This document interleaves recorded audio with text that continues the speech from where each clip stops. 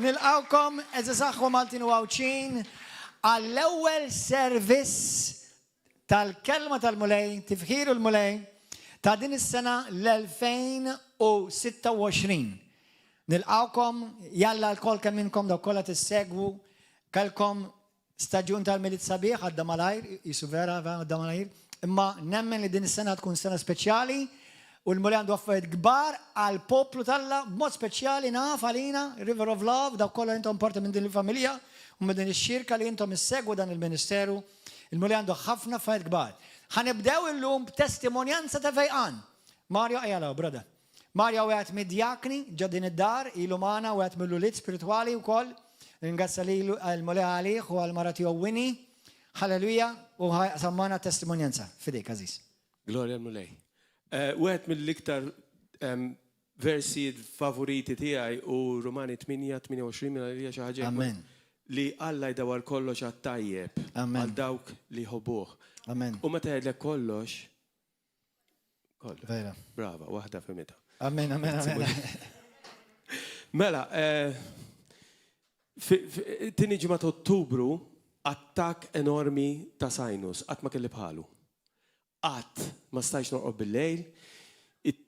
Kien inkredibbli, u ngħidlu mulej, x'inhu jiġri, niksili li nifsi bid-dem ta' Kristu, minix fl-ebda dnub, nindem mill-ewwel, x'inhu jiġri mulej, x'inhu tajjeb, sa joħroġ tajjeb minn di. Il-mulej kellu pjan. Amen. Inkredibbli. Mela, New Year's Eve, Winnie għaddit li suġġeriment biex imorru l-belt minn flok niġu għaw. U jina għad kwiet, għatlu mulej, saname. U naf xirrit il-mulej. Mulej ma ridek ġemba, irridek għaw. U grazzi mulej li ma misjajtiġ di. Amen. Għax il-kelma li kelli bżon ħarġet dak il-lejl. Gloria. Kienaw il-testimonjanzi u minn maġiex morru għara online, għax xaħġa se t-talmu, xaħġa se t-tbirku zgur.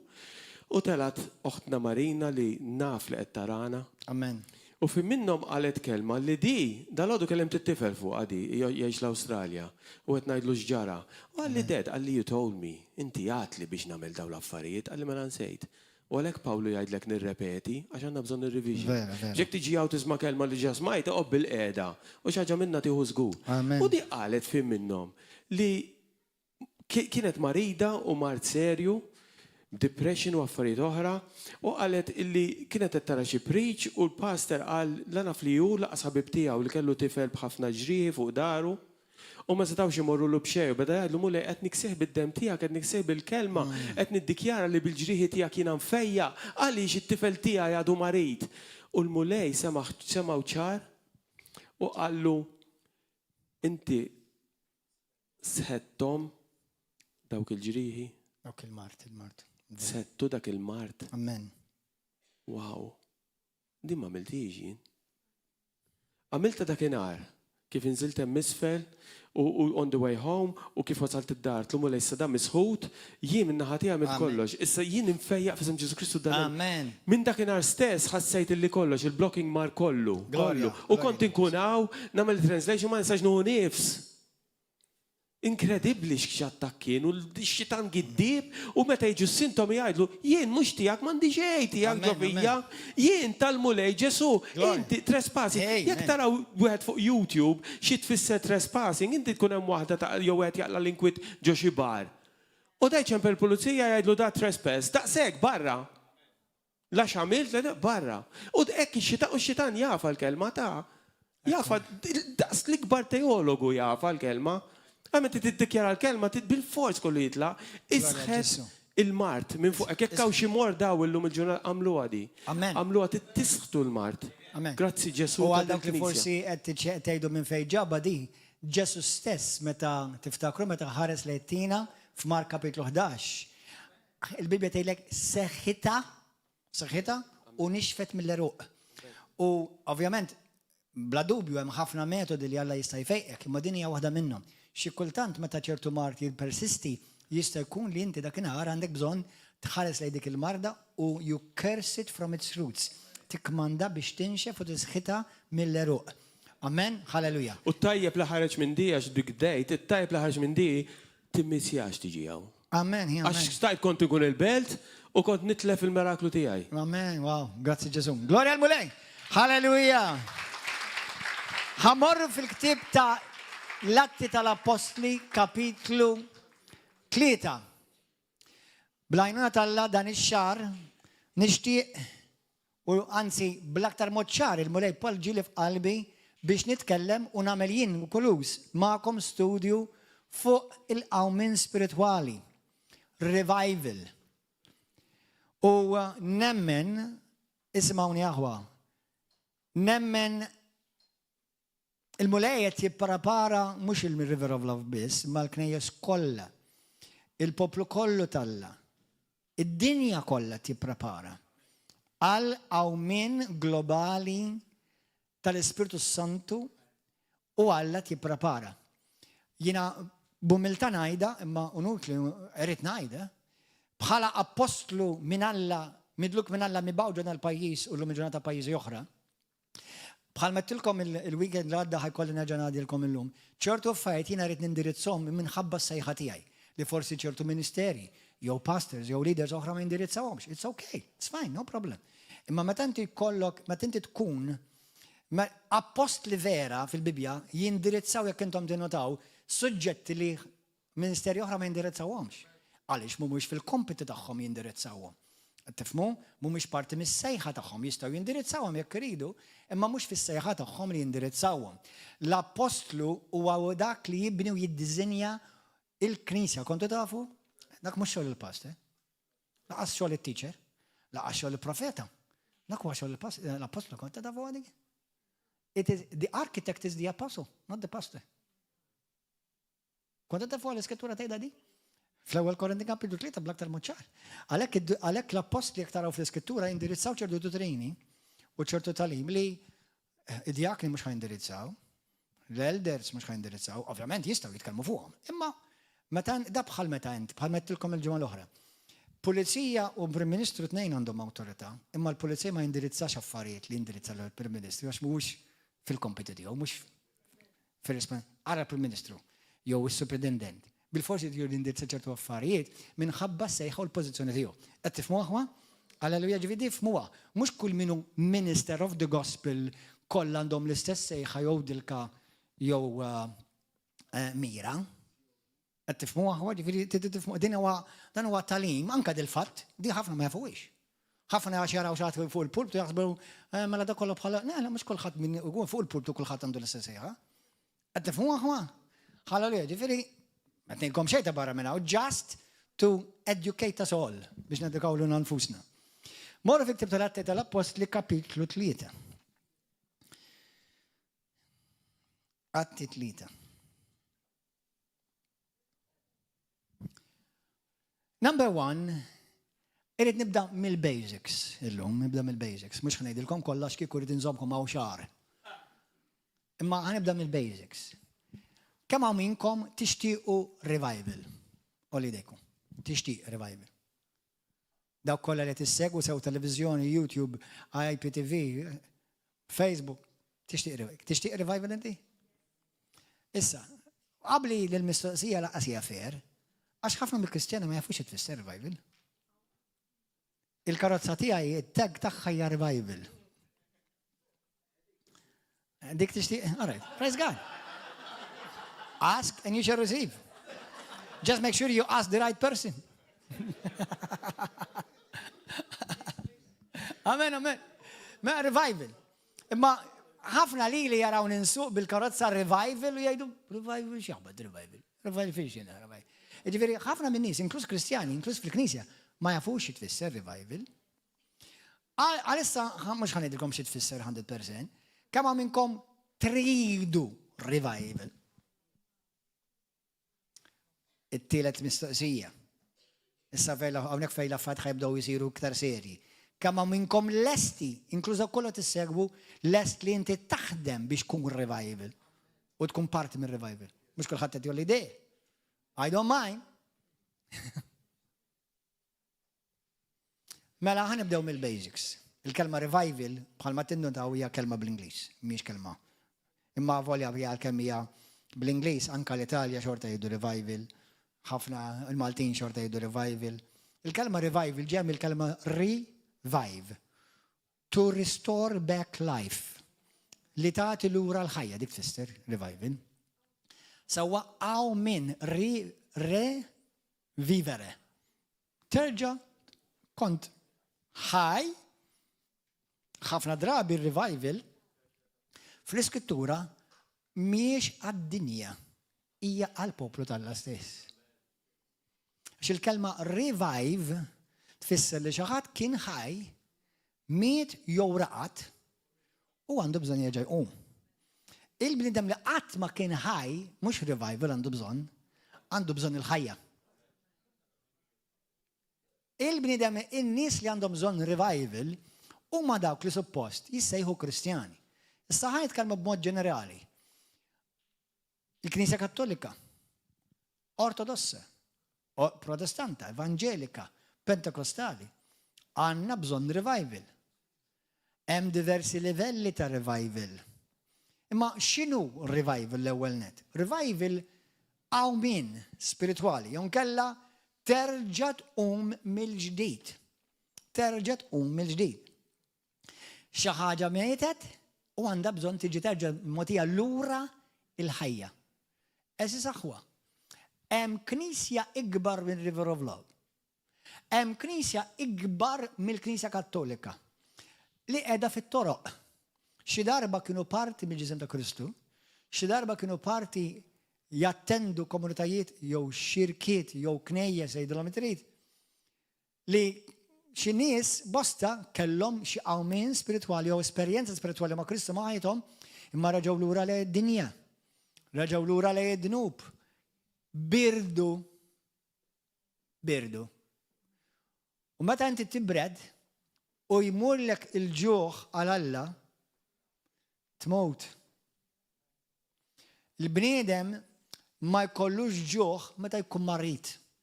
Kinti tinnota meta taqblek influenza, jew għabdek xi marda, jalla qatt ma jkun imma ir-realtà dawn l-affarijiet jiġru. Ma jkollokx ġuħ. Jista' jkollok laqgħu ikel. Kristu huwa laqgħu ikel. Ma ħafna xorta m'għandhomx ġuħ għalih. U ħafna qed insemmi, u mhux id-dinja li kienu fil-Knisja. Xi darba jgħidu iva jiena kont immur, iva jiena kont naqra l-Bibja, iva jiena rajt mirakli, u llum fejn inti? Mietu, jew waslu biex imutu, spiritualment. Għalhekk l-argument ta' darba salvat għal dejjem salvat, tagħmel x'tagħmel pa' dejjem salvat, għalija minix 100% konvint. Għaraġuni meta nidru qudiem Kristu, il-dawk li ħajkunu daħlu fil-ġenna ħajdilhom fidil, għaddej fidil, ġifieri you were faithful till the end. Oh, how can you remain faithful when many died on the way? Ħafna mietu fit-triqtom. Bdew il-mixja, ma mietu. U li għadu jinqeda b'turruna affarijiet biex joqtlok spiritualment. Għalhekk ċertu affarijiet inti ma tistax ma tiffaċċjahomx u ma tistax ma tagħmilhomx check. Għaliex f'kollox, f'kull relazzjoni jirrekjedi komunikazzjoni. X'inkella dik ir-relazzjoni tmut, inkluż tiegħek bejnek u bejn Alla tal-eżerċiti. Jekk aħna naqraw, pereżempju, passaġġ f'Apokalipsi 2, Ġesu jgħid lill-Knisja li għalkemm kienu qed jagħmlu opri tajba, u ħafna knejjes li jagħmlu opri tajba, aħna River of Love għandna missjonijiet il-Kenja, Pakistan u l-Uganda. Bħala Knisja aħna quddiem Alla għandna opri tajba. Nejnu l-foqra, nejnu nies fil-bżonn. Imma jista' jkun li tispiċċa tagħmel l-opri u int mit u xift. Xi jrid il-mulej li jiena u inti skont l-Apokalipsi kapitlu 2 vers 4 li aħna nibqgħu dejjem in love. In love. Mhux nafx kif tgħidha bil-Malti in love. Imma maħbubin. Isek dejjem mħeġġeġ għal Kristu. U bosta minn flok huma imħeġġeġ jew mħeġġin kisħin, birdu. U din il-frażi li ħanejt isimgħu għadi.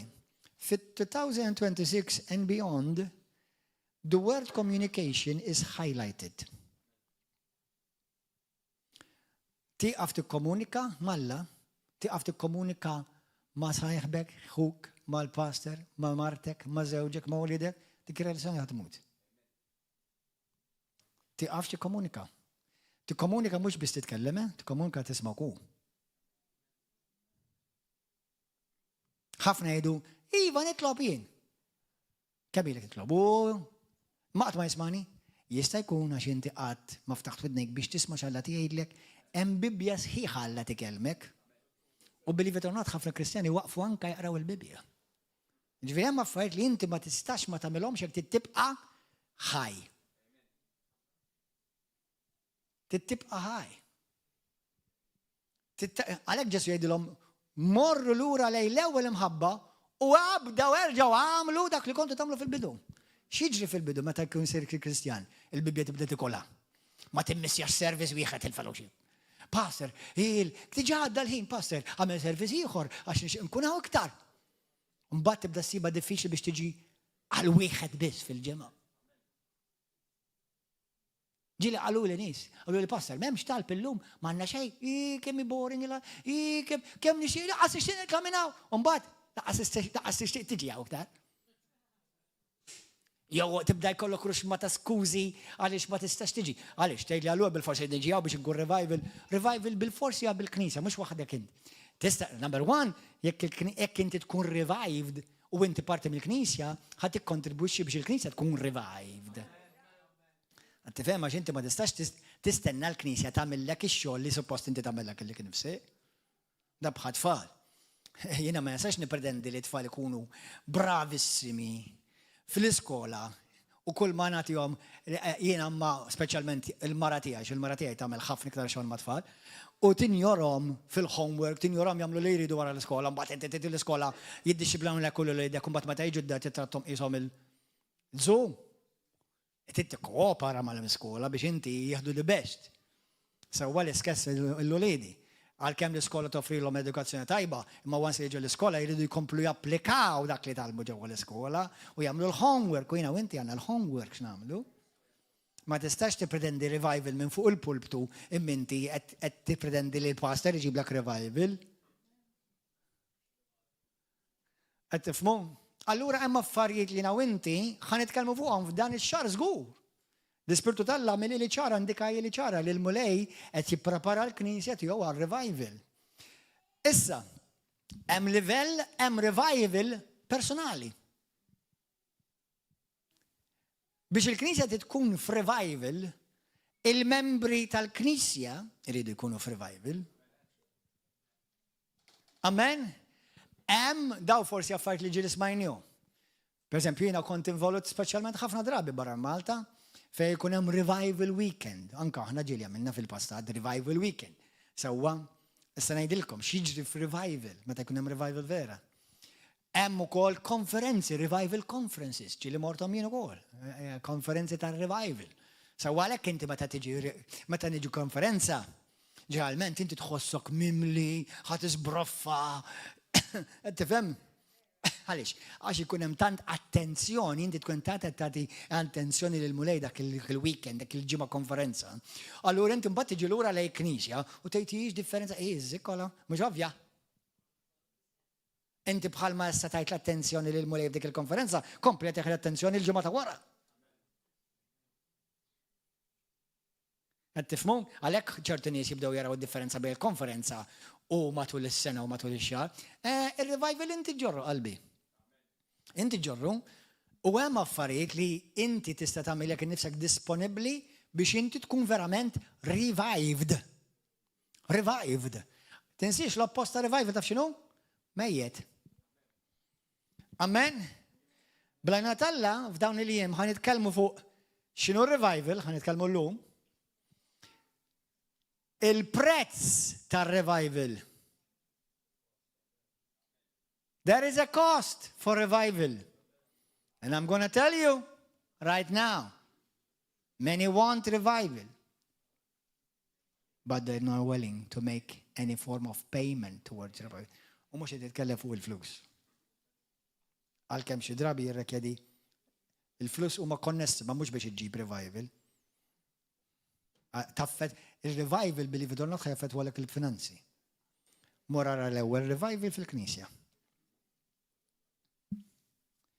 Number 1, mela.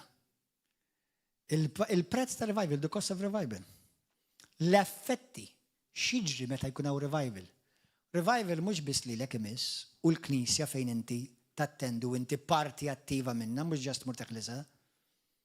Ir-revival jaffettwa il-familja tiegħek, ix-xogħol tiegħek fejn taħdem. Ħajaffettwalek kif titkellem, kif taġixxi. Ħajaffettwalek il-pajjiżek. Revival fi Knisja vera. Ħanitkellmu fuq revivals madwar id-dinja. Kif affettwaw mhux il dak il-lokalità. Revivals fl-Amerika, per eżempju, affettwaw l-Amerika kollha, men. Issa Texas biss, toqgħod l-Ewropa kollha fiha. Barra r-Russja, ovvjament. Imma aqbad l-Ewropa. L-Ewropa toqgħod ġo Texas.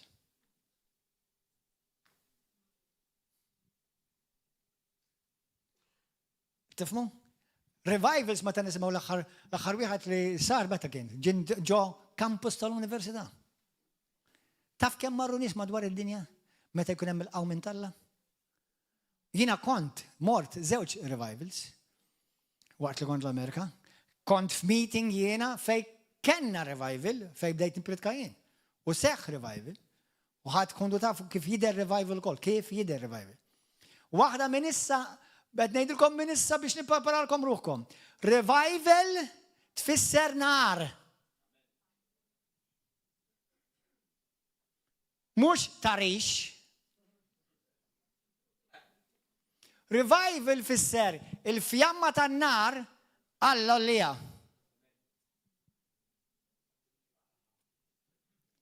U mnalla ma jolli jiskolla għax kieku kollha niġġu mixmija.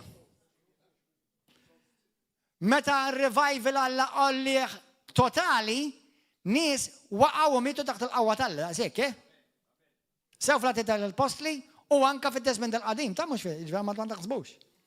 Hija l-grazzja Talla li jżomm lura ċertu qawwa Alla. Imma jridna nesperjenzaw il-qawwa. Jridna nesperjenzaw għaliex meta tidher il-qawwa Talla u l-glorja Talla tibda timmanifesta, in-nies jiġu kompletament trasformati. River of Love rajna bosta.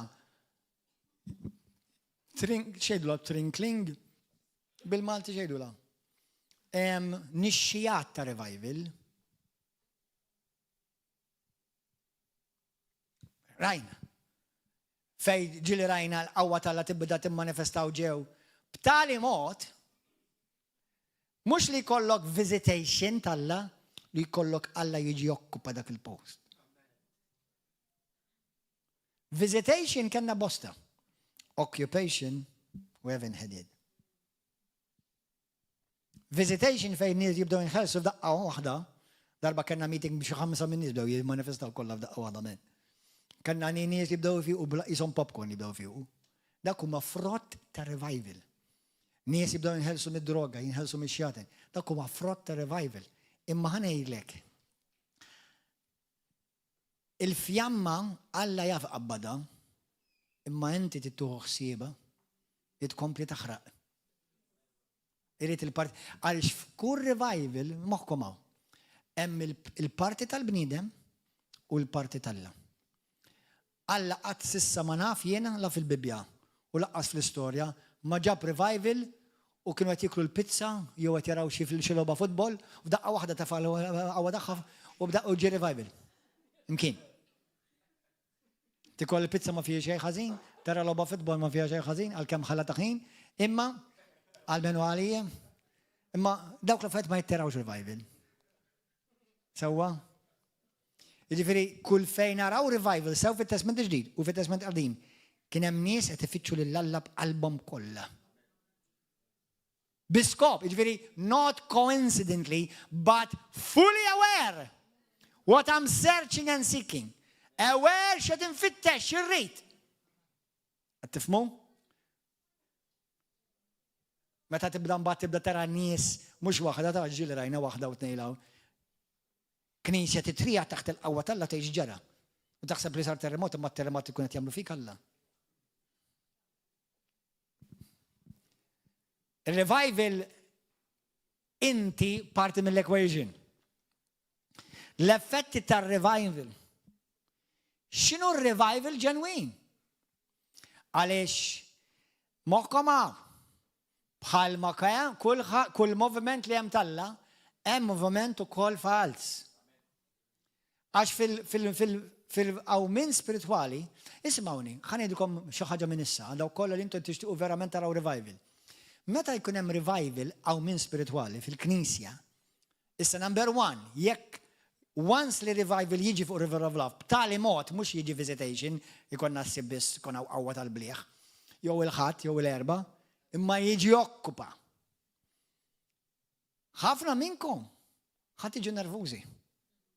Ħajkun hemm nies sew hemm barra u sew li intom hawn ġew ħadd ikkritikawh.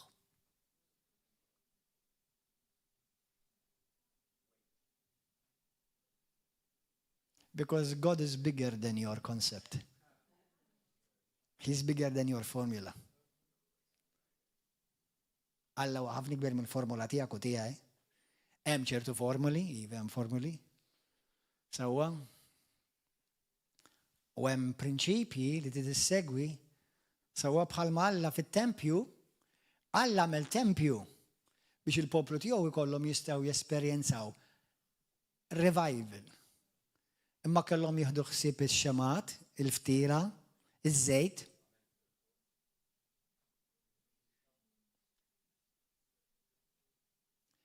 Isimgħuni ara ġejja kelma li ħafna min-nies tagħmilhom nervużi kif tkellimha fuqha. Revival jiġi bi preparazzjoni ta' ordni divina u biex ikompli mantjeni mantnut ordni divina. Għax Alla u Alla ta' ordni.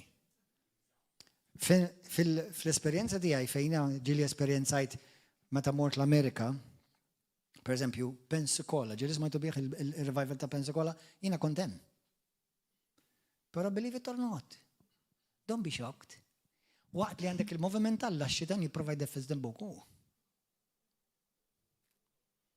Għaliex ix-xitan dejjem jipprova jimmimikja, jimita b'mod fals id-doni tal-Ispiritu Santu.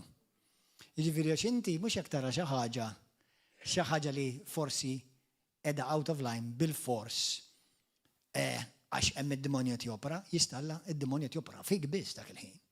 Mhux fil-komplement tar-revival, għax sab xi xaq fejn inti kont karnali. Fil-revival il-karnalità tibda tiġi sparata waħda waħda. Għax revival tfisser tant hemm preżenza glorjuża t'Alla that it becomes less of you and more of him until you come to the place where it's none of you and all of him. And for somebody to tell him none of you, that's called death. And people don't like that.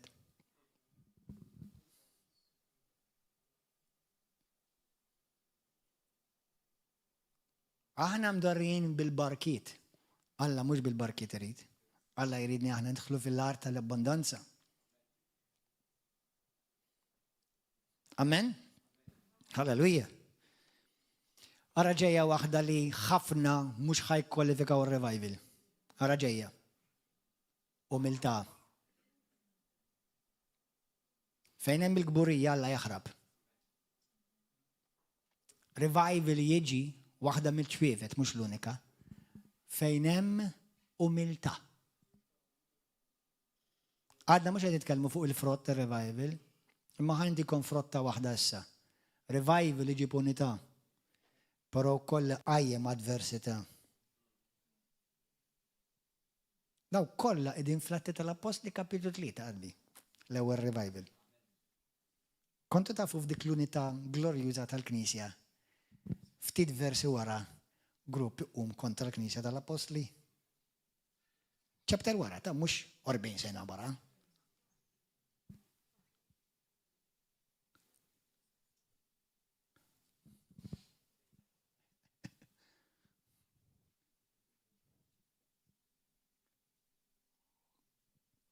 Jien taf xinajt, mulej, nishtiqek tikkorreġejni li jiena żbaljat.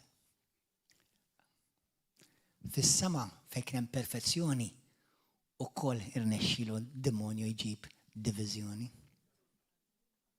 Għaliex għax Alla ma kienx lider tajjeb.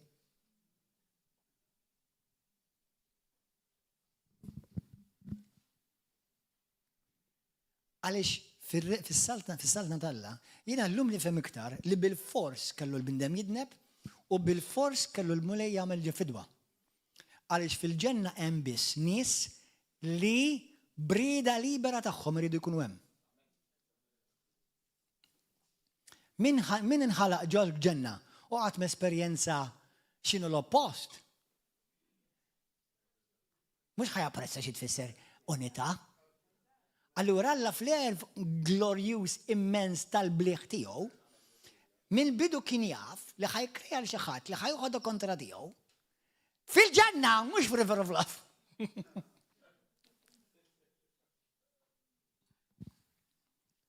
Jieħu terz mill-anġli perfetti daw ta' daw qatt ma kienu jafu x'inhu tfisser dnub. Għalhekk revival mhux biss li titlob revival, x'lest li tagħmel int biex iġib revival. U x'lest li tagħmel int biex il-revival jibqa'.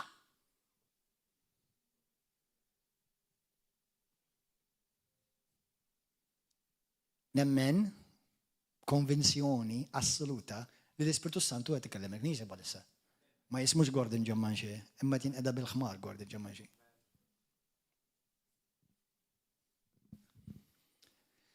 Amen. L-umiltà kulħadd jgħid. U umiltà hija ċavetta maġġuri. Ejdi talba warajja, mulej, ejni biex inkun ġenwinament umli. Ejdu nitkellmu fuq għadi. Taf li fl-iskrittura titkellem bil-aktar mod ċar li ma revival ma jistax jiġi qabel ma jkun hawn mbagħad nitkellmu fuqha. You're gonna be shocked. Ħanejdukom għaliex minn fejn ġie dal-ħsieb tar-revival. Mela jiena mort revival conference ġewwa Ċipru. Tafu kellha il-Mirjam u l-Mari miegħi. Apparti l-Ispirtu Santu l-Missieru Ġesu. U l-Anġli. U mort dil-konferenza ta' revival conference ġewwa. U Alla tani kelma li qatt ma kont smajta qabel u qatt ma smajt li xi ħadd jippredika qabel fuqha. U ġew xi 12 jew 13 il-pastor fuqi wara. U qalu li, brother, we were not expecting that. We were not expecting that. Għażaw ħasbu li naħantihom xi ħaġa hula u halleluja hurrej. U meta jiena nkun naf li ġejt mibgħut u għandi kelma speċifika għal pajjiż u anke profesija li twettqet jumej wara, you better listen. It was a prophecy on a national level, not on a church level. And it twettqet. Biex Alla jkompli autentika x-xogħol tal-qaddej tiegħu. Mhux il-ħmar, minnu fuq dak il-ħmar.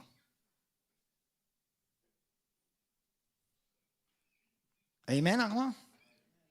Ġifi għal dawk kollha li intom eżis pastors, evangelists, anka li intom eżis għamiltu lilkom infuskom pastors, għalikom dil-kelma. Alla ħajtestjakom fl-umiltà. Will you pass the test? It's gonna revival, kulħadd jgħidha revival has a price. Amen. Ħanitkellmu fuq kif jiġi miżmum revival. Naħseb wieħed mill-iktar revivals twal fl-istorja tal-Knisja u daw l-aħħar 200 sena hija r-revival ta' Toronto. Mhux kollox kull ma sar nemmen bil-fors li kien kollu minn Alla. Għax infatti ħafna ġew missa minn dak ir-revival, anke jiena ġejt inbierek. Ma saru ċertu affarijiet li huma vera questionable ukoll. Ma nafx jekk intewx tafu, ma it's okay, ma jimpurtax. Għaliex? Ma qed ngħidilkom saret fl-Atti tal-Apostli tiġġastaw xi sar ħajsir xi ħaġa hekk. Għax fejn dabħa d-dawl. Kif tixel id-dawl, jiġi n-nemus jattakkah. X'joqtol revival, ħafna minn nies m'għandhomx għalfejn jitalmu għax ġat jagħmlu għadu nisa. X'joqtol revival? Waħda minnhom hija l-gburija.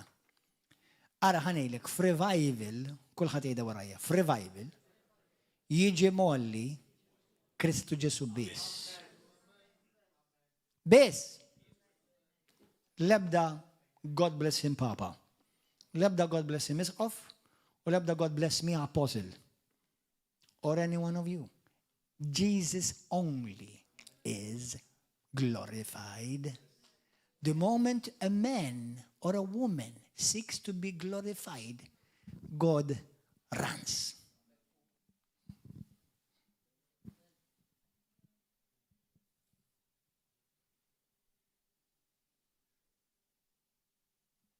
Alla wajur.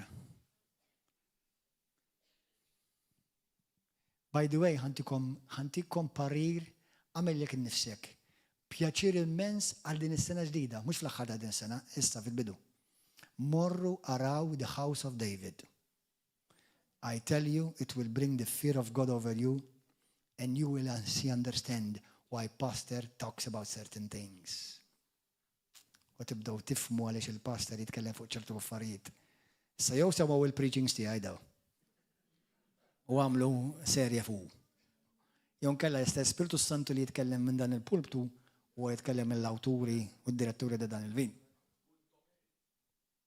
Honor, authority, order. Daw kollha nsemmejhom jien għax isemmihom Alla.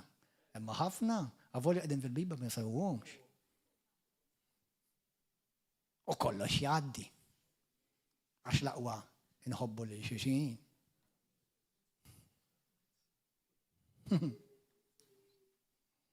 Revival. Għalhekk humility. By the way, dawk kollha li inti nisimgħu, you're accountable.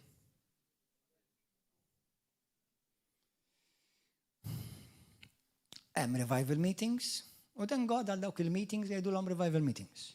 Jew nkella revival weekend. Thank God, praise God. Imma rridu nitkellmu fuq il-ħajja ta' revival. Kif taċċessa revival? Ġifieri biex revival iseħħ. Meta tibda tinnota u tibda tistudja, I like to say this. God loves you unconditionally. God invests in you conditionally. Kulħadd jgħidha warajja. Alla jħobbni bla kondizzjoni. Alla jinvesti fija bil-kondizzjoni. Ġifieri inti ma tistax tagħmel li trid u tippretendi li Alla jitfa' revival fuq ħajtek. Jekk jitfa' revival fuq li trid, waqt li inti tagħmel li trid, int ħadd tispiċċa mixwi. Għax revival huwa n-nar tal-Alla. Mhux qed ngħidlek. U anka li żbalji, ħanilkom aħwa. Dak li ġiet tellerat, moħħkom hawn isimgħu se Spiritu Santu grazzi tkellem inti minn fomu u glorifika l-isem għaddi tsik Ġesu. Moħħkom hawn. Dak li ġiet tollerat Saturday night service, Sunday morning service, Wednesday night service, revival it's not tolerated. Judgment becomes swift. Mela. Dak li ġiet tollerat f'ħafna knejjes. Kontinu ġimma wara ġimma. Sewwa, u għax Alla jifhimni, u għax Alla huwa mħabba. U kollu vera li Alla huwa mħabba. Infatti għax joħobna ma jġib revival. X'inhi di? Qalbi, Alla meta jġib revival, tant huwa mħabba li jekk ma joqgħodx attent jispiċċa joqtolu bil-preżenza tiegħu lil dak in-nies li jħobbu stess. Ġifieri dawk li intom qed tixtiequ revival, qabel issa ħadd niżlu għajdejkom.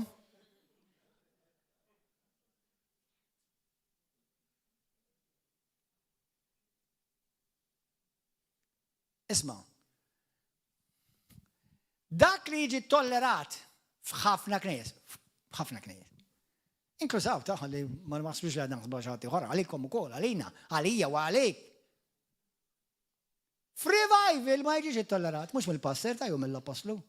Mill-prezenza għaddisa glorjuza tal-la, ta' ma jiġiġi tollerat.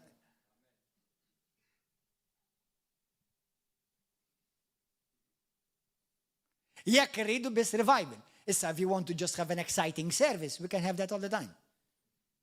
Għanna praise and worship team bomba, jafu jkantaw u they get us excited. But to access revival.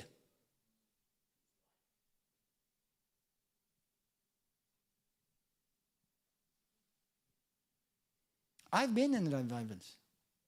People screaming and shouting under the fire of God with tears and trembling. Xinti tabellhom il dawk in-nies, immanipolajthom, u brainwashajthom, x'qed tagħmilhom għal x'qed tagħmilhom dak il-pastor, x'il-pastor. Ilu li qabżu Alla l-pastor.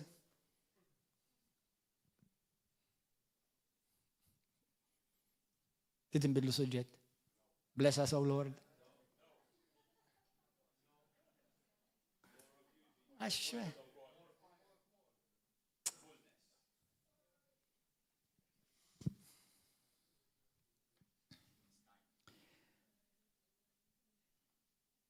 Inti les biex ħajtek tkun revival? Nqaralkom skrittura u ħanitolbu. Come my brother. Għax hemm tantx ngħidilkom u nut inkompli ngħidilkom issa.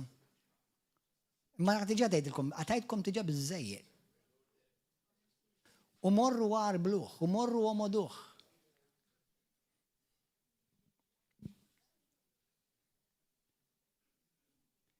Kollox jinbidel f'revival, klimek, ħsiebek, l-aġir tiegħek. Ħanilkom ħaġa oħra. Meta vera revival jiġi fuq poplu Alla, tidnejlek ġara fit-Testament tal-Qadim u anka fit-Testament ġej taħt il-grazzja, in-nies tad-dinja titwerwer minni.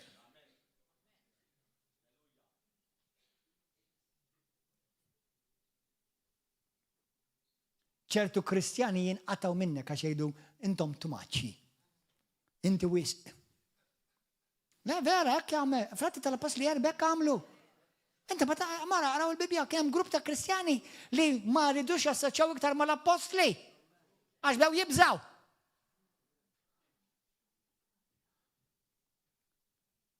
Forsi anke jien kont inkun wieħed minnhom. Imma, meta aħna naraw il-Pietru jfejjaq il-morda bid-del, Lord, I want that. Are you sure? Meta apostlu Alla jgħidlu, mu emxi. Oh, Lord, I want that. Are you sure?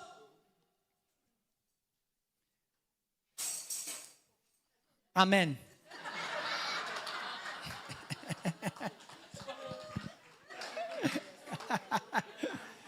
By the way, għax ovvjament qed inkellem fuq ċertu affarijiet li ma serji. F'revival ukoll ikun hemm ferħ ġenwin tal-Ispiritu Santu.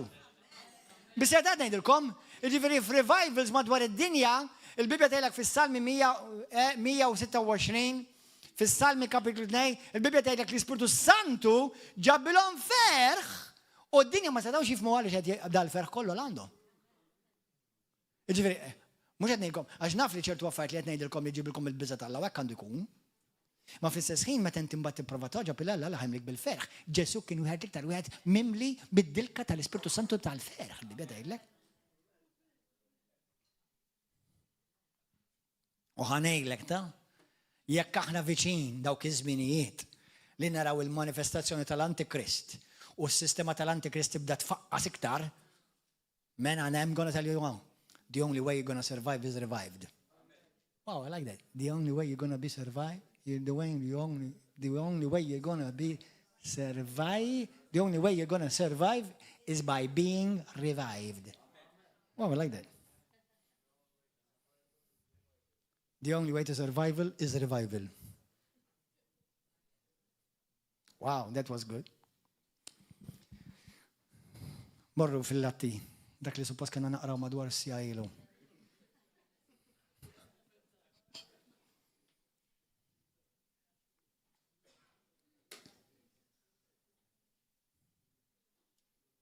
Atti 3. Hallelujah. Vers 19, isimawa. Indmu mela u erġaw lura minn dnubietkom biex inħafrulkom. Once li tamlu dan, ek jiġu żminijiet ta' mistriħ minant il-mulej u jibatilkom il-Messija li għazlilkom li hu Ġesu li għalissa revival x'ħajamel. Allut kienet l-ewwel miġja. Għal-Knisja tkun it-tieni miġja.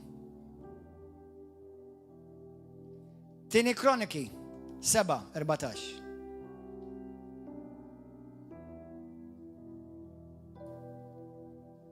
Araw kif fiha l-istess ħaġa. Jekk il-poplu tiegħi li fuq jissejjaħ ismi jumilja ruħu u jitlob u jfittex il-wiċċi u jerġa' lura mit-triq il-ħażina jieqra kux l-istess kliem. Testament qadim u testament ġdid l-istess konċett. U mhux qed jgħid ir-revival għall-Knisja, laqas ir-revival għall-persuna, revival għall-nazzjon. Għax jekk irridu nġibu d-dawl ġewwa Malta, id-dawl ġewwa Malta River of Love irid iġibha. Mhux id-Dipartiment tad-Dawl.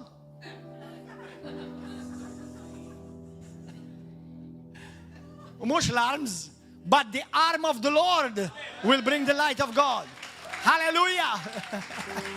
Amen.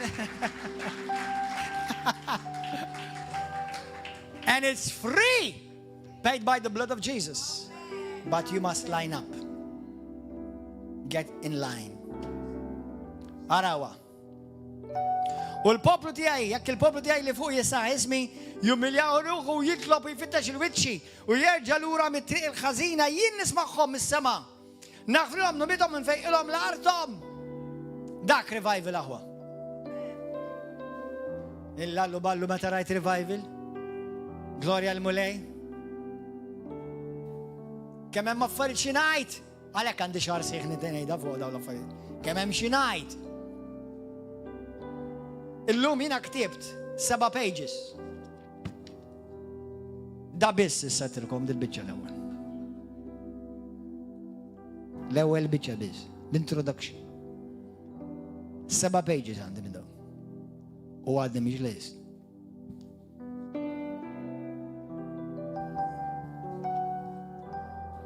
Let's pray. Baxxi rasek.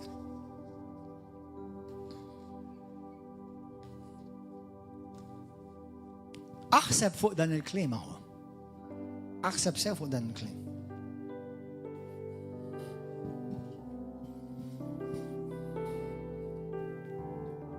B'onestà, b'umiltà, imma buċi minn qudiem ngħidilkom l-Ispirtu Tagħla tkellem illejla.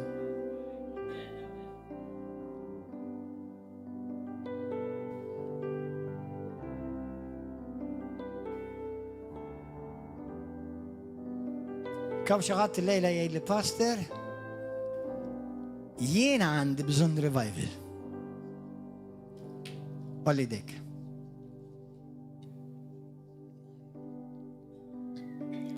Jiena rrid nagħti ħajti l-Ġesu. Illum għall-ewwel darba. Nixtieq nagħti ħajti l-Kristu biex inkun salvat u nkun naf li d-nubiet huma maghfura. Olli dik. Jekk hawn dal-persuna jenti. Li tkun ċert li inti vera ta' Kristu, olli dik biex tkun maghfur. Għaw xaħat ieħor? Jekk Ġesu x'qal, jekk bniedem ma jitwilidx minn ġdid, ma jistax jara s-salta tal-Alla. Tkun imwieled minn ġdid. Revival huwa għall-poplu tal-Alla mhux għad-dinja. Ma mbagħad jekk il-Knisja tieħu posta, iġġib ħajja lid-dinja. Għalhekk jiena u inti l-melħ tal-art u d-dawl tad-dinja.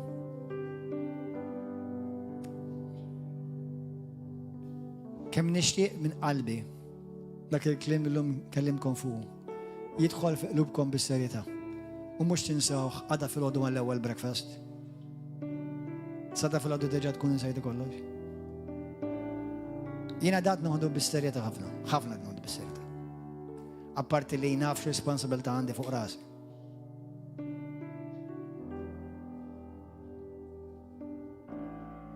Daw kolla li għalajtu idejkom, jew suppost għalajtu idejkom, u inti تخصك لي انت انشفت عندك تشتاق تيجي فيرامنت ريفايفد مقيم من جديد عندك سنة جديدة قدامك الله تيبريباراك تيبوزيسيونك منك اللي تيجي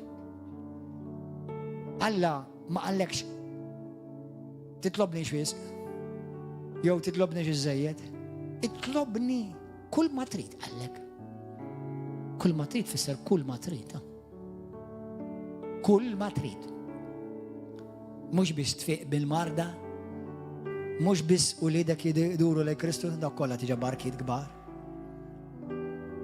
ما راديكالمنت مولاي انفادي لحياتي بروتيج قلبك مش بحال ما الاسبيرتو يجي اكو كل الاسبيرتو تلا مش يطلع من جوفيك عشان كنت ده كريستو ما يطلعش من جوفيك ما يطلع من فوقك عشان يتنكت زم قلبك صافيه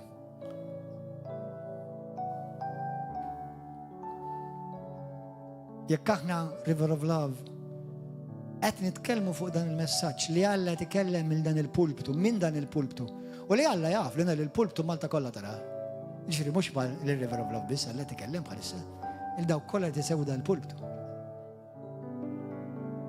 الله عنده مساج يخاف البوبلو ديو وعنده خاف نكتر لستالينا يكحنا نكوبرا كل حد يطلب الطلبه ورايا من قلبك مش قديس grazie tal-imħabba tiegħek. Ġesu, għandi bżonnok fil-ħajja tiegħi.